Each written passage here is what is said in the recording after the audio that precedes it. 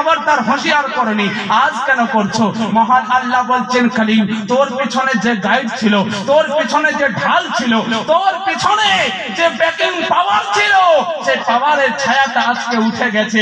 বলছে আল্লাহ কি তার মতলব? বলছেন কলিম, তুমি যখন রাস্তাতে বেরিয়ে আসতে আমার সঙ্গে কথোপকথন করার জন্য, তোমার মা বাড়িতে মুসাল্লা পেড়ে দিয়ে আমার কাছে হাত তুলে ফরিয়াদ করতো, আল্লাহ আমার কলিম একটুকু জ্বালানি, আমার কলিম একটুকু জ্বালানি। আল্লাহ গো, সে উঁচু নিচু কথা বলে যদি দেয়, আল্লাহ তুমি মানে তাকে তুমি দয়াতে তোমার রহমত কালামে আল্লাহ তুমি তাকে মাফ করে দিও, তারকে বেয়াদবি বলে কথাকে নিও না।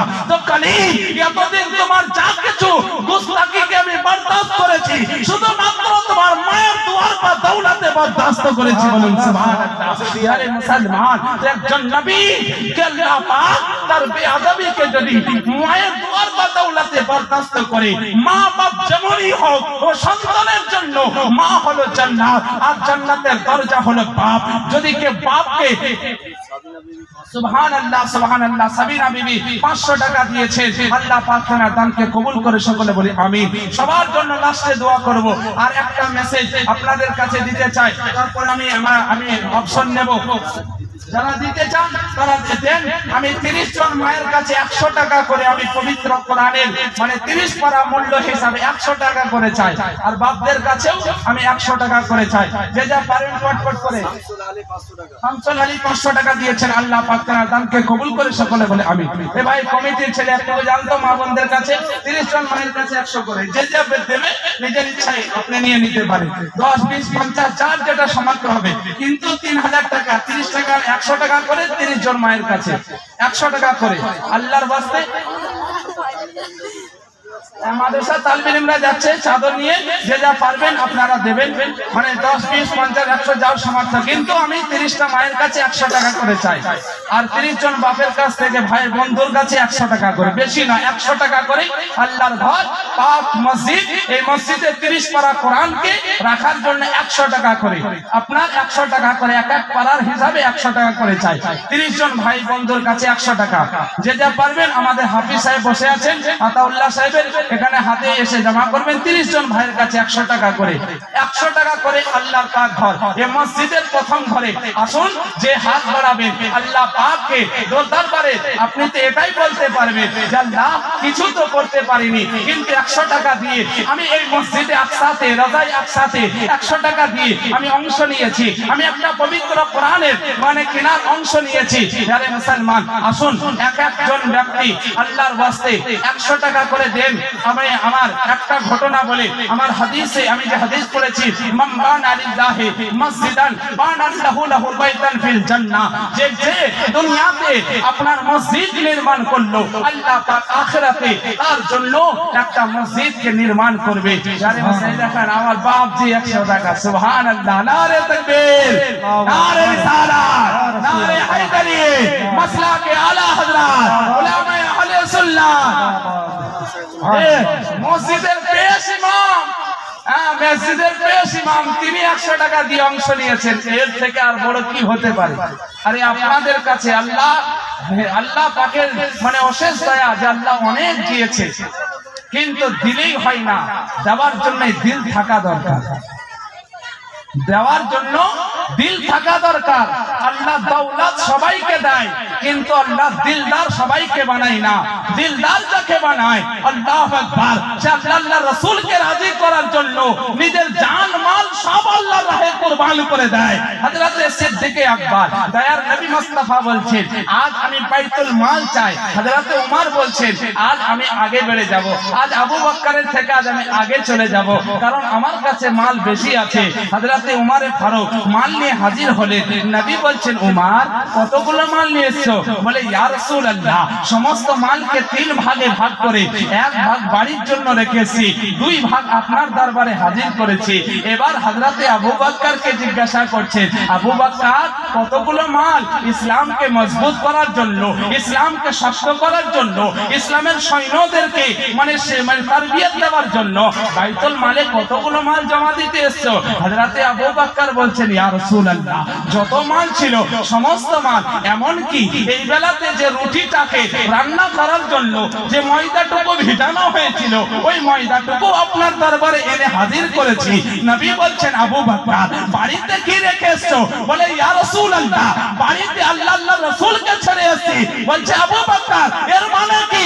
বলে, ইয়া রাসূলুল্লাহ, আপনি আমার জানেরও মালিক, আপনি আমার মালেরও মালিক। বলুন সুবহানাল্লাহ। আল্লাহু আকবার। নারায়ে রিসালাত ইয়া রাসূলুল্লাহ কে আলা হযরত জিন্দাবাদ, উলামায়ে আহলে সুন্নাহ জিন্দাবাদ।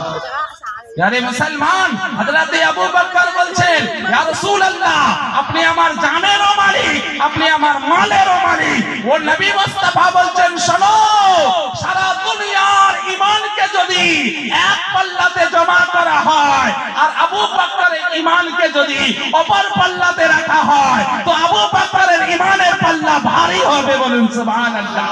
বলছে, ইয়া রাসূলুল্লাহ, আকাশের তারকা সমতুল্য কারণ নাকি আছে? নবী মুস্তাফা বলছে, হ্যাঁ আছে। বলে, কার? হযরতে মা আয়েশাকে বলছেন, ও দ্বিতীয় মানে খলিফা উমরে ফারুকের হযরতে মা আয়েশা একটুকু মুখের মধ্যে রওনা হারিয়ে গেল। নবী আমার মৃদু হাসি হেসে বলছেন, আয়েশা, তোমার পিতার নাম নেই, যার জন্য মনে দুঃখ হলো। ও আয়েশা, শোনো, আকাশের তারকা সমতুল্য যদি কারণ নাকি আছে ও উমরে ফারুকের আছে, আর সমস্ত তারকাকে মিলিত করে একটা নেককার অপর পাল্লায় রাখা হয়, আর আবু বকরের জীবনের যদি একটা নেকিকে যদি ওই তারকার মোকাবিলাতে অপর পাল্লায় রাখা হয় তো আবু বকরের সারা জীবনের একটা নেকি ওই সমস্ত আসমানের তারকার থেকেও নেকিকে হালকা করে দেয়। বলুন সুবহানাল্লাহ। বলে, ইয়া রাসূলুল্লাহ, ওই নেকিটা কোন নেকি? বলছে, ওই নেকিটা মক্কা থেকে মদিনা হিজরতের সময় যখন গারে হিরাতে আবু বকর নিজে সাপের দংশন খেয়ে নবীর মুহাব্বতে নিজেকে বিষাক্ত শরীরকে জর্জরিত করেছিল, সেই দিন আল্লাহ পাক যে নেকিটা দান করেছে উমরের সারা জীবনের নেকি আবু বকরের একটা নেকির সমতুল্য। বলুন সুবহানাল্লাহ। যারা মুসলমান, তো ঈমান অতটা সহজ জিনিস নয়, আর আল্লাহর বরকতে দান করাটা অত সহজ নয়। আরে আল্লাহ যার মালকে কবুল করেন, আল্লাহর রাসূল যার মালকে গ্রহণ করেন, তারই ক্ষমতা হয় আল্লাহর রাসূলের ঘরে দান করা। না হলে রামপুর হাটের মধ্যে এমন মানুষ আছে যে এরকম মসজিদ আপনার 10টা তৈরি করলেও তার এহসাস হবে না, কিন্তু তার কাছে 500 টাকাও পাওয়া যায় না। আল্লাহ তাকে তৌফিকই দান করেনি যে তোর মতো লোকের দান আমার মসজিদ কবুল করবে না। মসজিদ, সুবহানাল্লাহ, মসজিদকে তো সেই তৈরি করবে, আমি আল্লাহ তাকে কবুল করি, তার মালকে আমি কবুল করে নিই। বলুন সুবহানাল্লাহ। তো মুসলমান ওই মালদার হলে যে তার মাল আল্লাহ রাসূলের ঘর কবুল করবে। বাপ আগেই বলে গেছিলেন, মুফতি সাহেব বলে গেলেন না যে হক কথা ওলামাকে বলতে হবে, আর হক না বলার কারণে আজ দিন পিছিয়ে যাচ্ছে। মুসলমান, আমি বলছে মিঠা হাফ আর করুয়া থুথু, যখনই মিষ্টি লাগলো তো সেটাকে হাফ করে খেয়ে নিলাম, আর যখনই করুয়া তিতো লাগলো তখন থুথু করে ফেলে দিলাম। এর নাম ইসলাম নয়। ইসলাম ওর নাম যে হার জায়গাতে তলোয়ারের ছায়াতেও থাকলে সে কখনোই আপনার এদিক ওদিক করবে না, সে হক কথা বলে যাবে।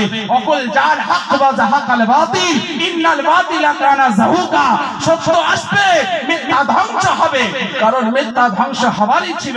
যারা মুসলমান ওলামে দ্বীন শুরু থেকে হক বলে আসছেন, এখনো বলছেন, কিয়ামত পর্যন্ত বলতে থাকবে। এটা আপনার ব্যাপার, এটা অন্য কারোর ব্যাপার। যেমন সুদের ব্যাপারে যদি ধরেন বকটুই বা অন্য কোন জায়গা বা সন্দীপুর বা আরো অন্য কোন ছোট পাকুড়িয়া বড় পাকুড়িয়া বা আপনার আরো অন্য জায়গাতে ধরেন বলা যায়, তো যদি কেউ না বলে, কোন ইমাম না বলে, তো তখন বলা যাবে যে কি যে এগুলো সব তো বলা যাচ্ছে না, তার পরের জেনারেশন জেনারেশন যখন জানবে যে সুদের ব্যাপারে বলে না, তার মানে সুদ খাওয়া তাহলে ঠিকই আছে, বিজনেস এটা একটা, এটা সুদ খাওয়ার নয়, এটা ইন্টারেস্টের বিজনেস। এবার যখন পরের জেনারেশনে কোনো মৌলভী সাহেব এসে বলবে যে সুদ খাওয়া হারাম আর মদ খাওয়া হারাম আর জুয়া খেলা হারাম, তখন সেই পরের জেনারেশন কি বলবে, এই নতুন মৌলভী নতুন মশলা নিয়ে এলো রে, এই কোথা থেকে এসে নতুন ফতোয়া দিতে লাগলো রে। কারণ কি, যে প্রথম থেকে ওটা বলা হয়নি, ওটা আপোষ করা হয়েছে। এবার পরের জেনারেশনে যখন বলতে যাচ্ছে তখনও তো শুনলে তো নতুন বলবেই বাবা। তো বলার বক্তব্য হলো, আজ আপনার আমার সামনে ওলামায়ে কেরাম যে সমস্ত দিনগুলোকে পৌঁছাচ্ছে, যে মাসলাগুলো বলছে, এগুলো নতুন নয়, আগেতে এগুলোকে আপোষ করা হয়েছিল, এখন সেটা প্রকাশ করা হচ্ছে, এটাই তফাৎ। এটা কখনো নতুন নয়, যেটা হক মানে ছিল সেটা বলবে বাবা, কেউ দুঃখ নেবেন না। আমি কাউকে হিট করার জন্য বলছি না, কারণ আমার একটা রাস্তা, আমাকে বলতে হবে। ওলামায়ে কেরামের একটা রাস্তা, ওকে বলতে হবে।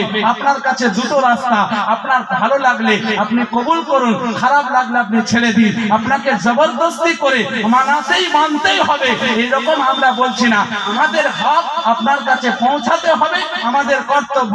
এবার মানবেন কি মানবেন না সেটা আপনার ব্যক্তিগত ব্যাপার, এতে আমার কোনো রকম কোনো ওলামার কোনো দায়িত্ব নাই যে আপনাকে মানাতেই হবে। আমাদের কথা হলো পয়গাম আপনার কাছে পৌঁছে দেব, আপনার প্রয়োজন হলে আপনি নেবেন, আপনার প্রয়োজন না হলে আপনি ছেড়ে দেবেন। কিন্তু একটাই জিনিস মনে রাখবেন, আল্লাহ পাকের হুকুমকে যে অমান্য করে, আল্লাহ পাকের হুকুমকে যে অস্বীকার করে, তাদের আঞ্জাম, তাদের পরিণতি, তাদের ভয়ানক পরিস্থিতির সামনা তাদেরকে করতে হবে। এমন আযাবে মুবতালা গ্রেফতার হবে যে আযাব আপনার চিন্তা কখনোই কল্পনাতে আসবে না, যে আল্লাহর নাফরমানি করার কারণে এই আযাব এসেছে, কখনোই ভাবতে পারবেন না। কিন্তু আপনি আযাবের মধ্যে অতিবাহিত হবে। প্রিয় মুসলমান, আমি আয়াতে কারিমা তিলাওয়াত করেছিলাম, মা আতাকুমুর রাসূল ফাখুযুহু ওয়া মা নাহাকুম আনহু ফান্তাহু। যে নবী বলছেন আমি তোমাদেরকে যেটা দিই সেটা তোমরা গ্রহণ করো, আর নবী বলছেন আমি যা তোমাদেরকে নিষেধ করি সেখান থেকে তোমরা দূরে থাকো, বিরত থাকো। প্রিয় মুসলমান, তো নবীর দেখানো রাস্তা হলো নামাজকে ঠিকমতো আদায় করা, মসজিদকে আবাদ করা, মাদ্রাসাকে আবাদ করা, দ্বীন ইসলামকে প্রচার করা, হকের প্রতি দাঁড়িয়ে থাকা, আর বেঈমান যে সমস্ত নাহাক ইসলাম বিরোধী তার বিরোধিতা করা, এবং ইমামদের ইজ্জত করা, তাদের পেছনে সাপোর্ট করে দ্বীন ইসলামকে পৌঁছানো। এটাই হলো 6000 উঠেছে মহিলার কাছ থেকে। সুবহানাল্লাহ, নারে তাকবীর, নারে রিসালাত, উলামায়ে আহলে সুন্নাত, আহলে সুন্নাতুল জামাত। সুবহানাল্লাহ, মনসবা এই মহল্লাতে মা বোনদের কাছ থেকে 6000 টাকা আপনার এই মুহূর্তে আপনার এসেছে। আল্লাহ পাক তিনাদের হৌসলা, তিনাদের ঈমানি জজবাত আল্লাহ যেন আরো উচ্চ করে, সকলে বলি আমিন। আল্লাহ পাক আমার যারা দান করেছেন এবং যারা এখনো পর্যন্ত দেব ভেবে দিতে পারেননি, আল্লাহ প্রত্যেকের দানকে যেন কবুল করে। সবার জন্য দোয়া করব। এক ভাই আমাকে আবেদন করেছিল 2 ছন্দে একটা নাতে রাসূল পড়ে আমার বক্তব্য ইতি করব। একবার দরুদ পড়ুন, আল্লাহুম্মা সাল্লি আলা সাইয়্যিদিনা মাওলানা মুহাম্মদ মা'আল কালাম ওয়া আলি ওয়া সাহবিহি ইয়া রাসূলুল্লাহ